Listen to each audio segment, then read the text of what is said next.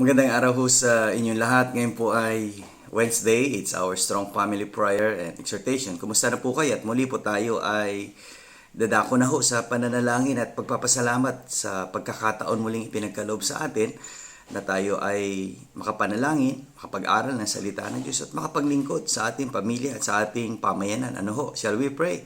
O aming Ama, maraming salamat sa pagkakataon na ito na kami ay makapagbahagi muli ng mga aral mula sa mga salita ninyo.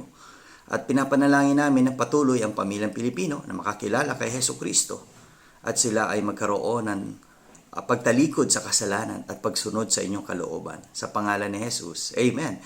Well, nice kung ipagpatuloy ho yung ating strong exhortation from the book of Ephesians chapter 6 and verse 17 na ho tayo. Sabi ni Apostle Paul sa Church of Ephesus, "And take the helmet of salvation and the sword of the Spirit, which is the Word of God." Wow! Napakaganda, ano ho?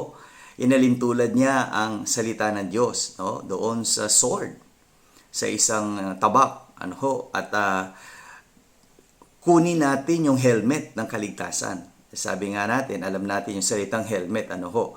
Na sa mga nagdadrive ng mga motorsiklo, ay importante na may helmet para sa kaligtasan, na hindi mababagok ang ulo o masasaktan ang ating ulo. Kaya nga sa buhay natin napaka-importante na yung salita ng Diyos ay inilalagay natin sa ating ulo, isinasa buhay natin. At ang tabak na yan mula sa banal na Espiritu na salita ng Diyos, ang siya naman natin pananggalang at gabay sa ating buhay. Kaya nawa, patuloy tayong manindigan sa ating pananampalataya at ang mga aral mula sa salita ng Diyos ay ating tanggapin. Lalo na kung hindi mo pa tinatanggap si Hesus Kristo bilang iyong tagapagligtas, tanggapin mo na siya, kapatid, habang may pagkakataon pa. Huwag mo nang sayangin pa yung mga oportunidad na ipinagkakalob sa iyo ng Diyos. Tanggapin mo si Jesus bilang iyong Panginoon at tagapagligtas. Okay? At sumunod sa kanyang kalooban. Okay? Nawa, sana ay lahat tayo ay sama-samang naglilingkod sa Diyos habang nabubuhay.